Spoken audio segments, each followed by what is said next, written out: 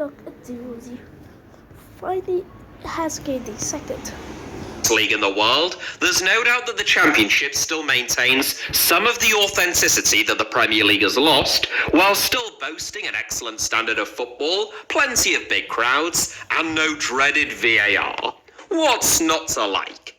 It is just a shame that the whole thing is built out of sand. Exactly a year ago, I made a video entitled The Stupidest League in World Football, exploring the insanity of the Championship, the league's totally unsustainable financial model, and how excessive parachute payments had undermined the once lauded unpredictability at the top end of the division. Well, 12 months on, I am delighted to announce that absolutely nothing has changed.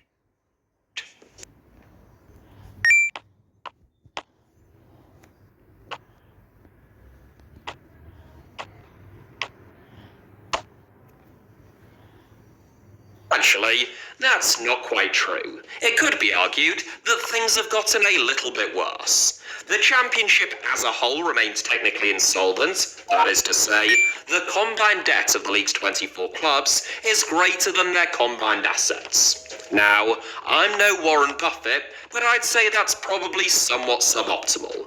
The average Championship club now loses close to £500,000 a week, or roughly £70,000 a day.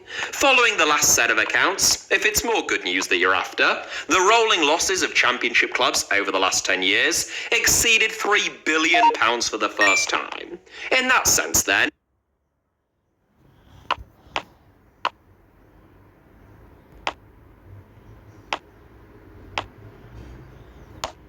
not much has changed since my last video about the Championship. Clubs are still hemorrhaging cash, many of them are on the verge of breaking profits and sustainability rules, and the gap between the Championship and the Premier League, both on and off the pitch, continues to grow ever wider. In other ways, however, a great deal has changed. Otherwise, I probably wouldn't be making another video. The Championship, and the EFL as a whole, has signed a new TV deal with Sky Sports starting from this season, a new deal with the Premier League in terms of both redistribution and parachute payments, and is currently in the midst of a bitter dispute regarding new profit and sustainability rules, which threatens to break out into a full-scale civil war between clubs, leagues, and English football's newly introduced independent regulator. So sit back, relax, and join me on a journey to the weirdest, most wonderful, and certainly still the stupidest second tier on the planet, as we take a look at the myriad of crises facing the Championship.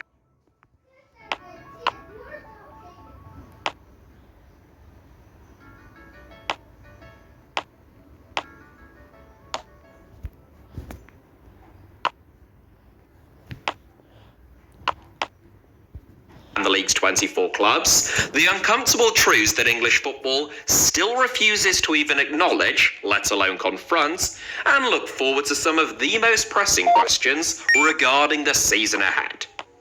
The Championship is a bit like Jermaine Jackson or Belarus, in that it lives in the shadow of something much larger than itself.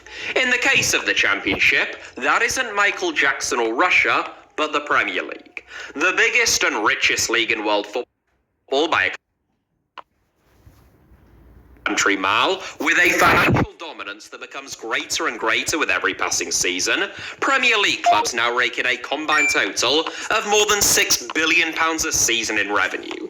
English football is unique in some ways, in that its top flight is connected to its second tier via promotion and relegation, but administratively, they are two separate companies and governing bodies. That is the whole reason why the Premier League was founded in 1992, splitting from the Football League in a breakaway orchestrated